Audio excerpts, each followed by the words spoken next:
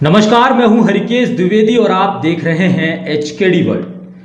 Bharatiya Janata party Mhow विधानसभा क्षेत्र के दिग्गज नेता रामकिशोर शुक्ला ने भारतीय जनता पार्टी से जहां दूरियां बनाई, वहीं कांग्रेस में शामिल होकर के कई सवाल खड़े कर दिए। जाते जाते उन्होंने मीडिया में दिए अपने बयानों में ये कहा कि क्या भारतीय जनता पार्टी का कार्यकर्ता सिर्फ दरी उठाने के लिए बना है? क्या सिर्फ वो दरी उठाता रहेगा? स्थानीयों को मौका कब मिलेगा?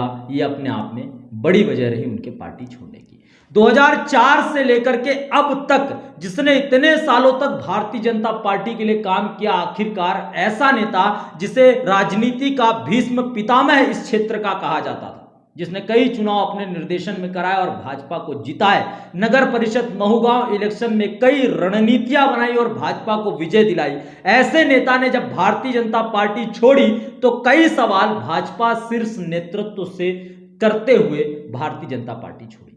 आखिरकार ऐसी क्या वजह रही? ऐसी 3 वजह हम आपको बताने जा रहे हैं।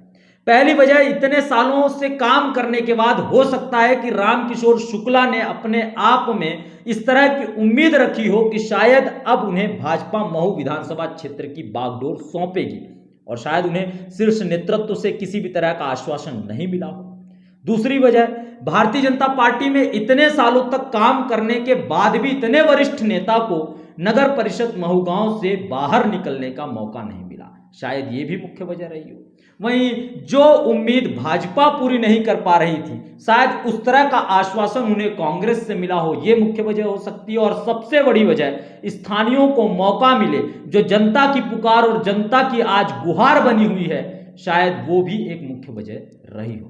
जबकि रामकिशोर शुक्ला वर्तमान विधायक के बेहद करीबी माने जाते थे, इसके बाद भी रामकिशोर शुक्ला जैसे दिग्गज नेता ने आज कांग्रेस में अपना कांग्रेस का दामन थाम लिया और भारतीय जनता पार्टी से दूरियां बना ली। जहां हम लगातार ये कहते आ रहे हैं, हम नहीं, ये जनता कहती आ रही है कि लगातार 5 सालों में 4 सालों तक भारतीय जनता पार्टी की स्थानीय विधायक ने क्षेत्र से दूरियां बना करके रखी, क्षेत्र में सक्रियता कम रही, विकास के नाम पर सिर्फ ठेंगा मिला। इसके बावजूद भी अब तमाम समीकरण जब इस ओर संकेत करते हैं कि उषा ठाकुर को एक बार फिर से महू से मौका मिल रहा है, तो फिर कहीं ना कहीं कई दिग्गज नेता फिर इस चुनाव और भाजपा से दूरियां बनाते हुए अंदरूनी तौर पर नजर आ रहे हैं। वहीं आज दूसरा सवाल हम आपके सामने एक और रखने जा रहे हैं, जहां एक और इस पूरे क्षेत्र में, चाहे वो महू शहर हो, नगर परिषद महू गांव हो, धारनाका महू गांव से लेकर के ग्रामीण भाटखेड़ी पंचायत हो, बंजारी पंचायत हो, इन तमाम क्षेत्रों में 2 बड़े दिग्गज नेता कहलाते थे। पहला, राजनीति के भीष्म पितामह कहे जाने वाले रामकिशोर शुक्ला, तो वहीं दूसरे बड़े नेता महमूद सेठ कहलाते थे। रामकिशोर शुक्ला तो विधायक के बेहद करीबी थे, जब उन्होंने पार्टी छोड़ ही दी तो अब महमूद सेठ के बारे में आज हम अपना विश्लेषण करने वाले हैं।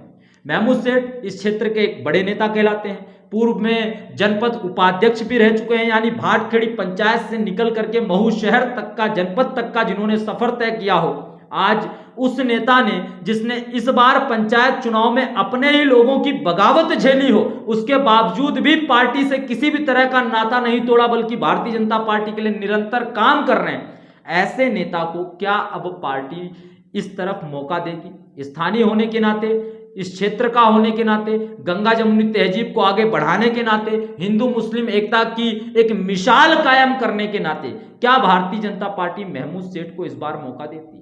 चले, विधानसभा क्षेत्र में मौका देगी या नहीं देगी, ये अपने आप में अलग विषय है, लेकिन इसके विपरीत भी ये सवाल खड़ा होता है कि जो बागडोर रामकिशोर शुक्ला के हाथ में थी, जितना नाम रामकिशोर शुक्ला का था, जो काम रामकिशोर शुक्ला का था, आज उनके बाद इस क्षेत्र में बड़े नेता के तौर पर सिर्फ महमूद सेठ जाने जा रहे हैं।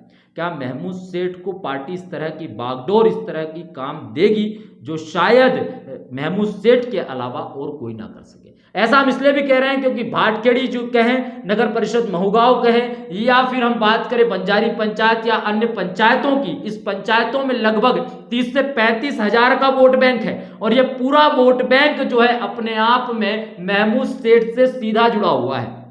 तो अगर पार्टी, भारतीय जनता पार्टी जो है महमूद सेठ को अवसर देती है, तो शायद महमूद सेठ अपना बेस्ट दे करके, अपना पूरा सहयोग दे करके भाजपा को विजय दिला सकते हैं। लेकिन सवाल यही है कि जहां एक और उषा ठाकुर ने हमेशा से महमूद सेठ से दूरियां बनाई हुई है, तो क्या इस चुनाव में वो महमूद सेठ के पास जो है उनका सहयोग लेगी? क्या वो महमूद सेठ से जो दूरियां उन्होंने अब तक बनाई है वो इस सियासी गलियारे में, इस चुनावी माहौल में उसे खत्म करेंगी? क्योंकि महमूद सेठ के सहयोग के बिना ये चुनाव निकालना, चाहे उषा ठाकुर हो या फिर अन्य प्रत्याशी, उनके लिए बड़ा मुश्किल होने वाला है। और फिर इसके बाद तो इतनी बगावत जो अपने आप में देखी जा रही है उषा ठाकुर के खिलाफ पार्टी में ही, वो भी अपने आप में बड़ा सवाल है।